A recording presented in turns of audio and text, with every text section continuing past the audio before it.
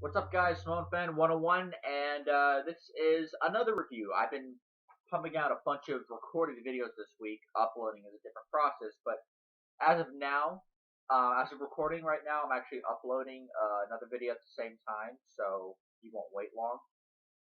I'm uploading my WCW Loaded review. I'm sorry it's delayed, but bullshit happens. I already explained it, so let's just get into it. This is not going to be your typical review. It's going to be somewhat similar to the Cruiserweight Classic recap that I did some time ago.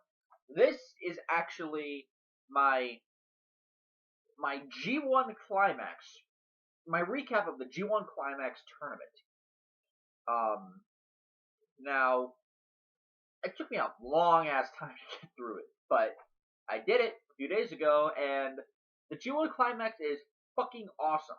This year's tournament was fucking awesome. And they did a good job despite the fact that they lost AJ Styles, Kota Ibushi, and Shinsuke Nakamura. That's three big stars and three great wrestlers. But they did a good job by replacing them with Naomichi Marufuji. I think it's Katsuhiko Nakajima. Or Katsuhiko Nakajima. Yeah, I think it's Katsuhiko Nakajima. Who both of them are Pro Wrestling Noah guys, and Sanada, which I was somewhat surprised about because Sanada was a Wrestle One guy. Before that, he was an All Japan guy, and for about a year or so, he was a TNA guy. So, 2016, here he is in New Japan, and he's fucking having great matches with guys like, Kazuchika Okada and Hiroshi Tanahashi. And forgive me, but I'm also eating a hot dog while I'm reviewing this shit, so I'm fucking hungry. So, I'm not going to go through every single match. So, just get that out of the way. But, what I am going to do is tell you about the highlights of the tournament. Day one, we had three great matches already, right off the bat. We had a surprising one, because Prince's Strong Style, you can correct me on this one if I'm wrong, but from what I've heard, this may be Hiroshi Tenzan's last G1 Climax tournament. Which, if I heard that correctly, that means that Tenzan's probably either going to retire or leave New Japan soon after this. Most likely after Wrestle Kingdom next year. It may not be true, it may be complete bullshit. But if it is true, then goddamn did Tenzan impress during this tournament. He didn't have great matches left and right, he had good matches.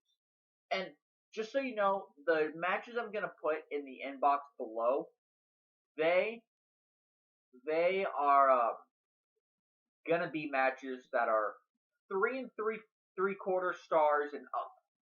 Because while there are other good matches on this tournament, I don't have enough space or time to talk about every single goddamn match. Especially since there are a couple matches that didn't stick. Toru Yano's matches, specifically. But with that being said, 3 and 3/4 star matches and up. So 3 and 3/4 star, 4 star, and then above that. That's what the kind of matches you're gonna see in the inbox. So those are like the recommended matches. At least from my point of view. Your point of view may be different. Maybe higher, maybe lower. It all depends. But, yeah, Hiroyoshi Tenzan, he impressed the first match of the tournament because he went up against Tomohiro Ishii. And I actually wrote on the back of this paper because, take a look.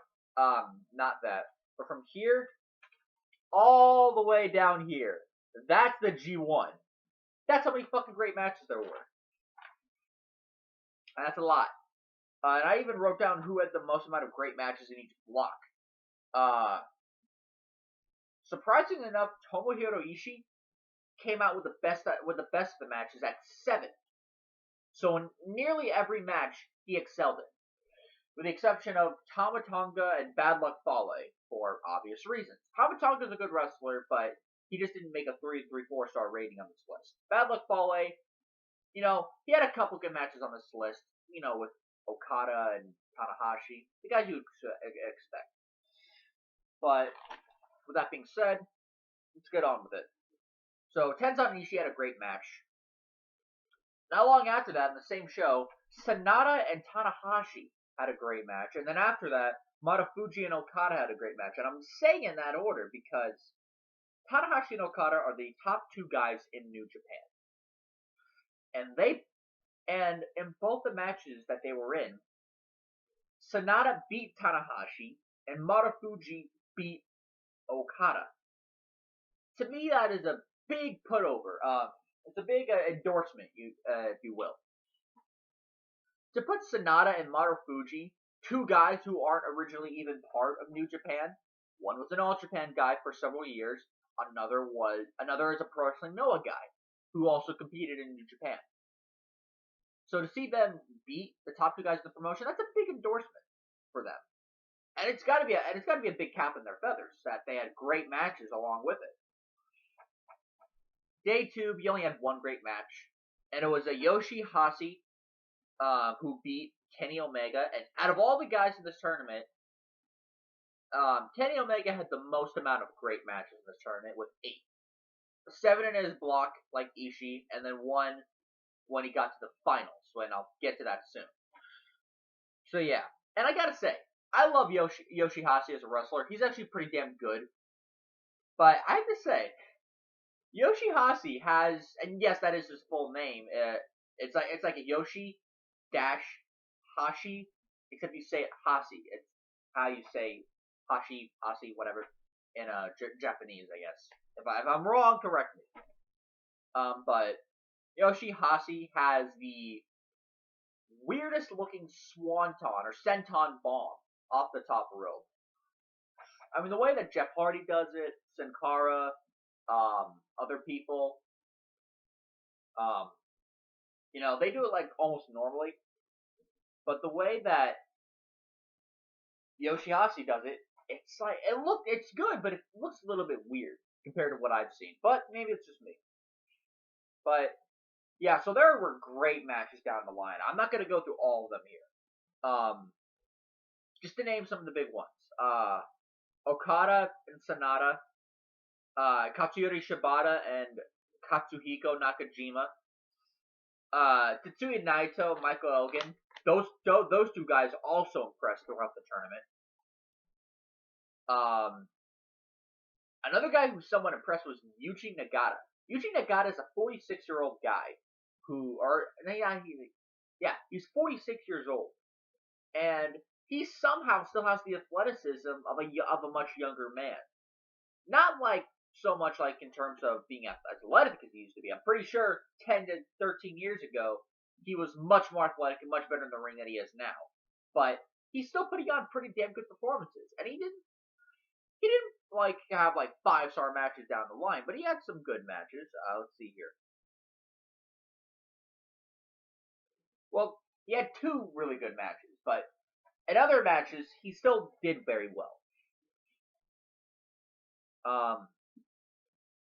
So yeah, Yuji Nagata was another surprise.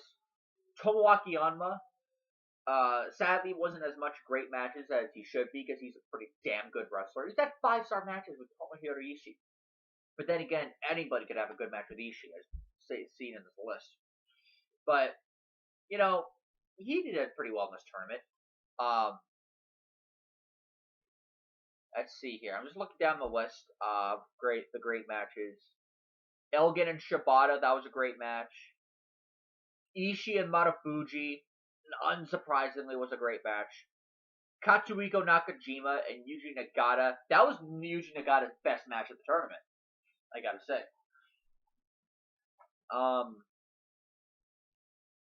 Let's see here. Michael Elgin and Kenny Omega, one of the best matches of the tournament. That match kicked a lot of ass. Let's see. Katsuyori Shibata and Tetsuya Naito, that was a really great match. Hiroshi Tanahashi and Tomohiro Ishii, that was a really great match. Let's see. Naomichi, Marufuji, and Sanada. That was a very good match, although I think it only went like 10 or 11 minutes. It should have gone like 5 more minutes. That would have been awesome. Okada and Togi Makabe. That was a great match. And Makabe didn't have a lot of great matches in this tournament, but he did have a couple good ones. And it's because of the way Togi Makabe wrestles, I guess. He's a very brawler type, which means that his match with Ishii later on, that one's good. Let's see here. You had Naito and Nakajima. That was a really great match. Kazuchika Okada and Tomohiro Ishii. That's the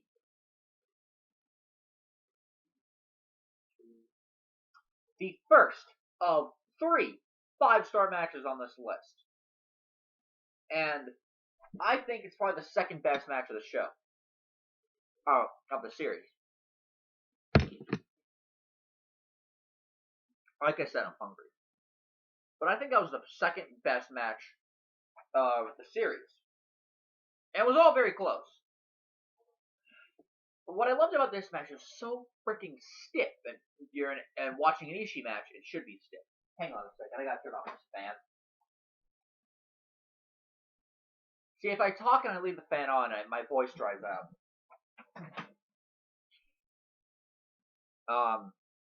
But yeah, this was a fucking great match. And I went back and I rewatched it. The opening not the opening sequence, but the ending finish, the finish of the match came when Okada was trying to hit the Rainmaker on Ishii. Ishii kept on countering. Eventually, Ishii hit his own Rainmaker, but instead of using the clothesline, he used that tough, thick head of his. He headbutted him, and then he headbutted him in the chest. And then he went for a tombstone pile driver. But he didn't hit the tombstone like, say, The Undertaker did. No, and I was actually kind of scared because he hit it a lot like how Owen Hart did Steve Austin at SummerSlam 97. And you should know that pile driver, that fucked up Steve Austin's career. It robbed him several years of his career right there. So I was pretty scared that, oh god, Okada is gonna be fucking paralyzed by Ishii. Thankfully, it was not that bad. Okada got right back up, so thank god the guy wasn't hurt. And in that sense, it actually added to the match, so props to Okada and Ishii for somehow making that work. Ishii had a stiff-ass clothesline, which I would not have been surprised if that was the ending of the finish. That didn't get the pin.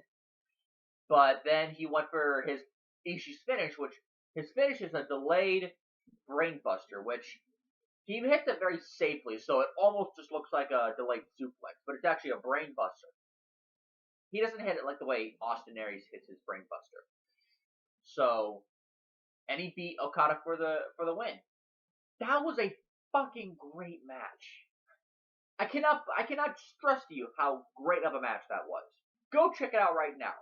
In fact, just stop the video right now, watch Ishii and Okada, and then thank me for recommending it to you. And it wasn't even the main event of that show, although the main event of that show, as great as it was, it could not compete. It was Marufuji and Tanahashi. You expected greatness, you got greatness. But it could not beat Ishii and Okada. Only one other match did of the entire tournament. We had Naito and Evil. And for those of you wondering who the hell is Evil, for those of you Ring of Honor guys, you may remember him as Takaki Watanabe. He came back as a heel in New Japan, formed a heel stable with Naito, Sanada, and Bushi, who's like a masked wrestler who looks fucking nuts. And there you go. So, the leader of a stable facing his partner. Interesting. One thing I do have to say, though, in Evil's matches in this tournament is that this tournament doesn't say whether or not it's by disqualification, whether or not you can lose by DQ or countout, although you obviously can because of the whole countout season throughout the tournament. So, But Evil, he kept on using a chair, wrapping it around somebody's neck, and then throwing them into the ring post. How the fuck was this guy not getting DQ'd in every single match?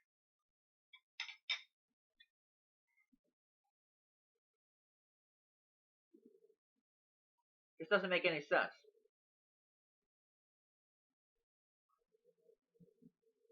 On a side note, Sanada and Tomohiro Ishii was awesome. No surprise there.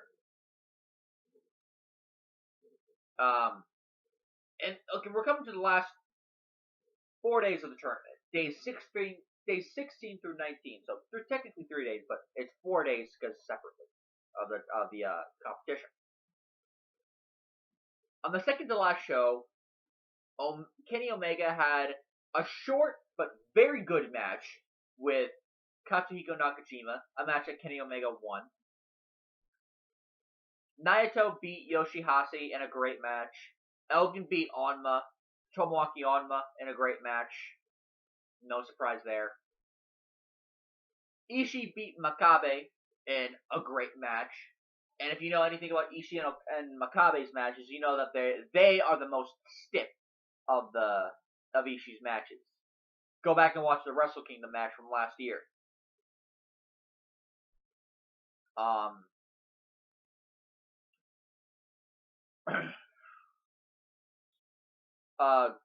Hirooki Goto, who I'm surprised only had 3 really good to great matches on this list, he had a great match with Marufuji. He beat Marufuji, and they actually told a good story here in the last couple days of the tournament. That the only way that either Goto or Marufuji could win the A block is if they win their match and they hope that Tanahashi and Okada goes to either a draw, a double count out, or a double DQ. That was the story they told here. And remember, Goto's part of the Chaos stable, and you wouldn't even know it that they were part of Chaos. But he was part of the Chaos stable, along with his leader, Okada. So it's like he's wanting his friend to lose, but not so much. Marufuji was the same. If he won the match, he would also have to hope to God that Tanahashi and Okada went to a draw, basically. Goto won the match. It was a great match, by the way. Go check it out. But then we come to the second 5-star match of the tournament between Kazuchika Okada and Hiroshi Tanahashi. This is a 5-star match. I'm not at all surprised. This was the least great match on the tournament in terms of 5 stars, but it's a 5-star match. It's still freaking awesome. And there were several callbacks to their past matches, especially from Wrestle Kingdom this year. You know, Tanahashi going for the high fly flow to the floor. Tanahashi going for the high fly flow, and Okada hitting the drop kick. Okada going for the Rainmaker, and then Tanahashi counters it with a sling blade. Going for the Rainmaker again, and Tanahashi counters with a slap right to the face, and Okada still hangs onto the wrist, just like he did at Wrestle Kingdom this year. And there were other callbacks to their other matches, although I can't name them right now. But those are the ones that immediately come to mind, because it's the most fresh in my mind. It was a great match. They went to a 30-minute draw. And, so Goto ended up winning the A block and proceeding to the finals. Day 18, we only had 2 great matches, but they were really, really, really awesome. Although, I will name another match earlier in the night. The story they were telling here is that if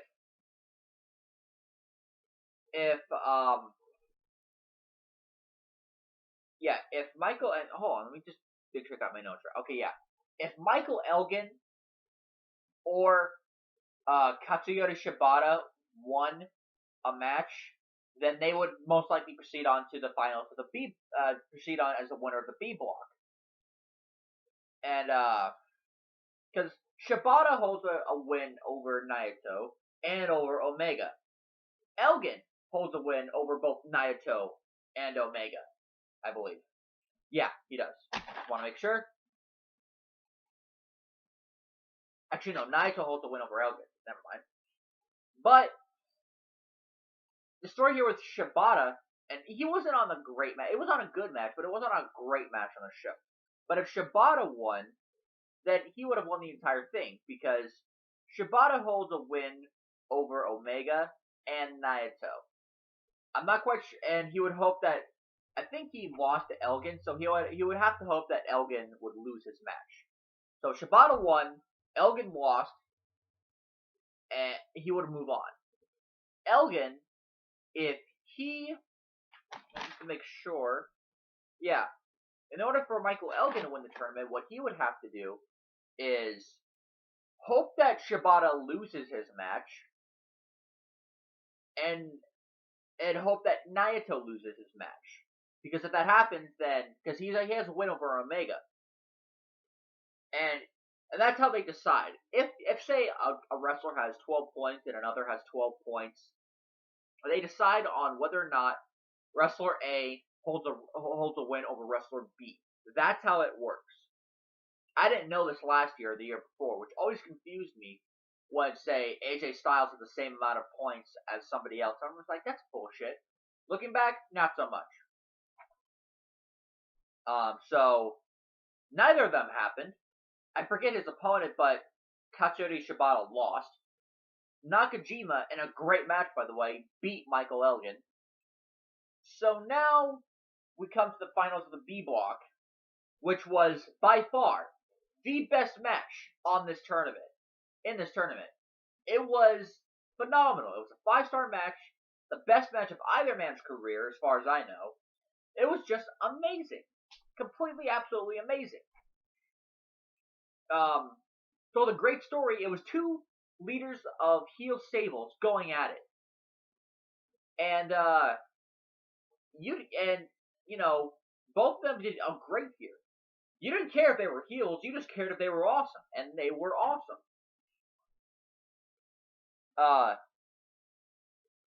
And the story here was that if Naito won, or he got to a draw, or some kind of draw, then he would win. Because Omega had 10 points, Naito had 12. The only way for Omega at this point to win, because Shibata lost and Elgin lost, and that gave Omega a perfect opportunity. All Omega had to do was beat Naito and he would move on. And this match went on 28 minutes. Just a couple of minutes shy of the time limit. This match was absolutely fantastic. There's no way else for me to describe it. Hold on, I gotta blow my nose.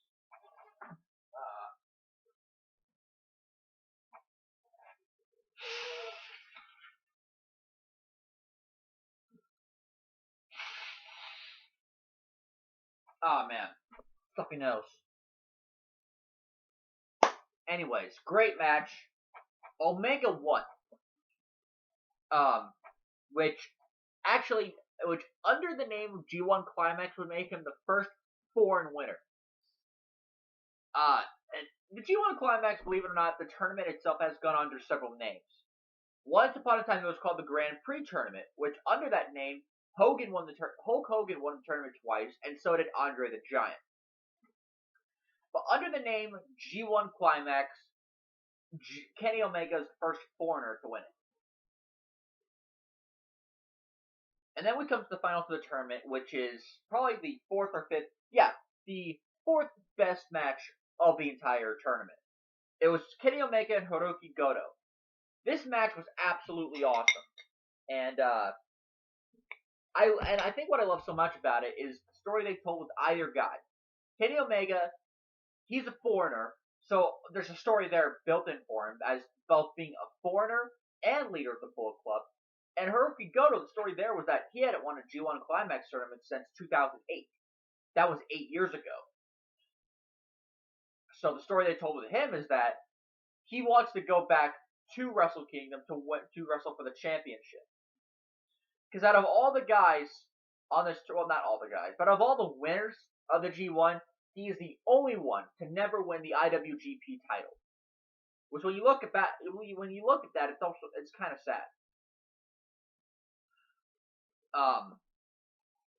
So the story they were telling there was that he wants to go back to Wrestle Kingdom, and he wants to wrestle for the championship that he never won.